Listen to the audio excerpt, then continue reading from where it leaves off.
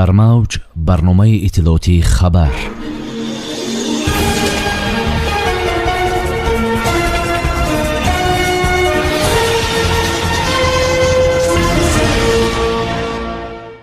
ملاقات با وزیر کارهای خارجی اتحاد و رشد بریتانیای کبیر دیوید کامرون. پرزیدنت جمهوری تاجیکستان با سفر رسمی وارد شهر ریم شدند. بین دوشنبه و لندن پروازهای مستقیم به راه مانده می شود. با سپارش سرور دولت به اهالی از بارانهای سیل ضرر دیده مملکت کمک رسانیده شد. دانشجویان تاجیک بین 70 مؤسسه عالی جهان سزاوار جایهای نمایان گردیدند.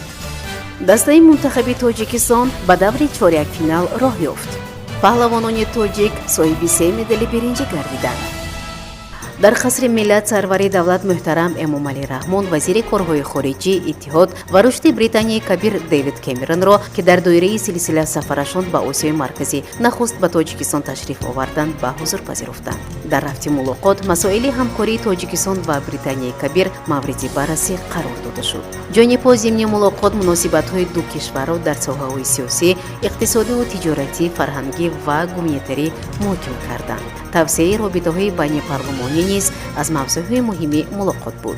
جلب سرمایه پادشاهی به بخش‌های صنعتی کوهی، متالورگی، سبک، خوراکواری، داروسازی و ساحه کشاورزی تاجیکستان ضرور شمرده شد. جانب‌ها همچنین اید به رشد همکاری در سمت تولید انرژی سبز، گزارش به اقتصاد سبز و تطبیق لایحه‌های وابسته به پیشبرد اقتصاد رقمی اظهار هوسمندی کردند. راه‌اندازی همکاری کشورها در سمت حل مشکلات آب و اقلیم، مهاجرت کاری، گوناگونسازی خطرهای هواپیمایی بین دولت‌ها از موضوعهای دیگری ملاقات بود.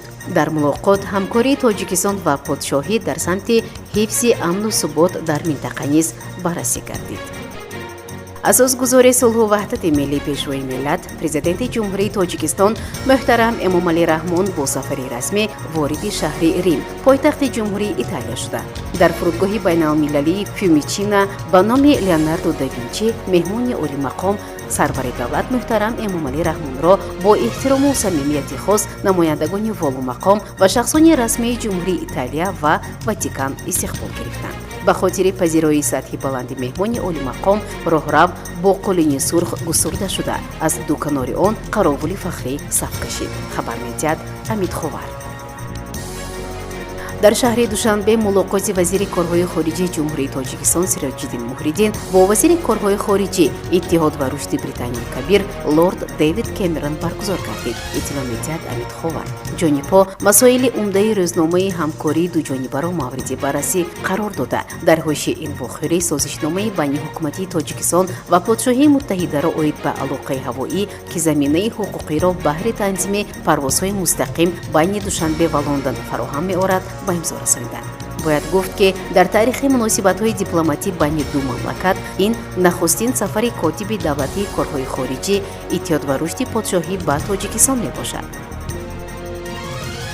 آخر هفته گذشته کمیته حالتهای فوق‌العاده و مدافع گраждانی با دستگیری شریکان بین‌المللی به 125 خانواده شهرهای دوشنبه، وحدت، نواحی رودکی و تیمورملک ولایت ختلون که بر اثر باران‌های سیل سنه‌های 14 و 15 اپریل سال روان ضرر دیدند کمک رسانید. این کمک طبق دستور و سپارش‌های پیشوای معظم ملت محترم امامعلی رحمان عملی گردیده از مواد آذوقه و غیر آذوقه‌وار عبارت بود. کمک‌های رسانیده اساساً از مواد غذایی، مواد مورد نیاز اول، بسته‌های بهداشتی و حب‌های تازه کننده آب عبارت بودند. آنها با استفاده از تجهیزات مخصوص کمیته به جماعت‌های دهات رسانیده شده در حضور کمیسی‌ها به نیازمندان تقسیم گردید. دانشجویان تاجیک در المپیاد دوم بین‌المللی اید به انفرماتیکا که در دانشگاه بین‌المللی نفت و گاز ترکمنستان به نام یکچگلدی کاکایب شهر اشخاباد دایر شد سزاوار جایهای نمایان گردیدند. اطلاع می‌دهد امید خوار. در المپیاد 5 دانشجوی دانشگاه تکنیکی تاجیکستان به نام اکادمیک محمد آسیمی فعالانه اشتراک نموده صاحب 3 جای دوم، 1 جای سوم و 1 سرتیفیکات برای اشتراک فعالانه شدند. باید گفت که در المپیاد 350 нафар аз 70 муассисаи таълимии ҷумҳурии федералии Олмон, Федератсияи Россия, Тоҷикистон, Туркманистон, Озарбойҷон, Туркия, Эрон, Қатар, Уммон, Гурҷистон, Қазоқистон, Қирғизистон, Ҷумҳурии Мардуми Чин, Арабистони Саудӣ, Арманистон ва дигар давлатҳо иштирок намуданд. Хабар медиҳад Амид Ховар.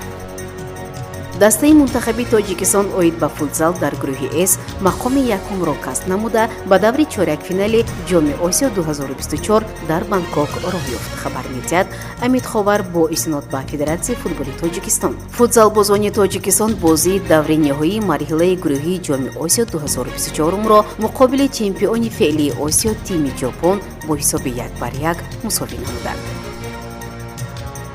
дар рӯзи охири чемпионати Осиё оид ба гӯштани ҷудо дар шаҳри Гонконги ҷумҳурии Мардуми Чин паҳлавонони тоҷик Комроншоҳ Устопириён дар вазни то 90 кг, Ҷаҳонгир Маҷидов дар вазни то 100 кг ва Темур Раҳимов дар вазни ҷамъ 100 кг қувва озмуданд. дар натиҷа Комроншоҳ мақоми ҳафтумро гирифта, Ҷаҳонгир ва Темур медалҳои биринҷӣ ба даст оварданд. дар мавҷ барномаи иттилоотии хабар.